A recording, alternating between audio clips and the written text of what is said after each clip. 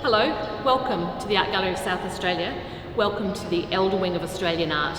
My name's Lisa Slade and we are of course on Kaurna country. Agsa Miana Ghana Yatanga Yuandi Natalia. We're standing in Gallery 1, and in Gallery 1 we have a forest of ladakich. Now the word ladakich is a word used to describe these incredibly powerful mortuary poles used as part of a mortuary ceremony traditionally in Arnhem Land.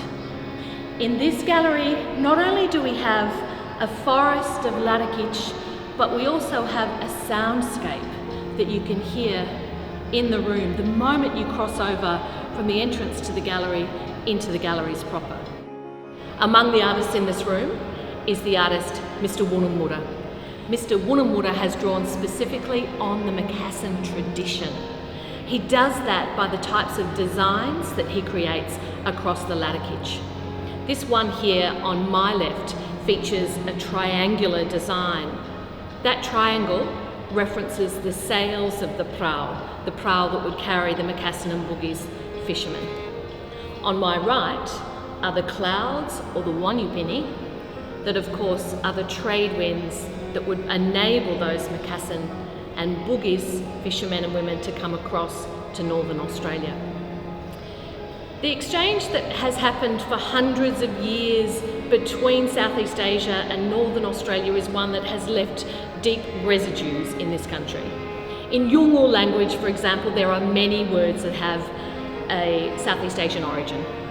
One of them is the very word that Yolngu people use to describe outsiders. They use the word Balanda to talk about people that are not Yolngu. Interestingly, Indonesians today use that word in a slightly different form, Belanda, to describe Dutch colonisers. These exchanges predate European colonisation in Australia and really give us an opportunity to reframe and to rethink our history. The Macassan prau that we were talking about just a moment ago can be seen here.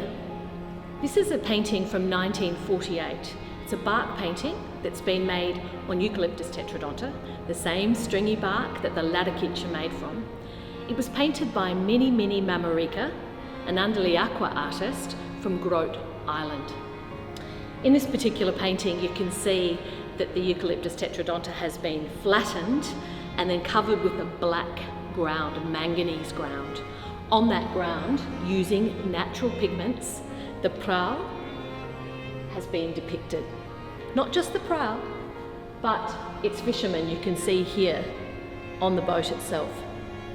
The sail is clearly depicted, and we can also see this incredible patterning here in ochre and natural pigments. Now this patterning relates specifically to a special rock site, to an important site for the Andaliaqua people. So what you've got is an overlay of Aboriginal ways of thinking, but also references to Southeast Asian exploration. Those two things come together in this particular work from 1948. This object here is also made from eucalyptus. It's not made from the same tree that the ladakich and the bark paintings are made from, but it is made from a type of eucalyptus, one grown here locally on Kaurna country.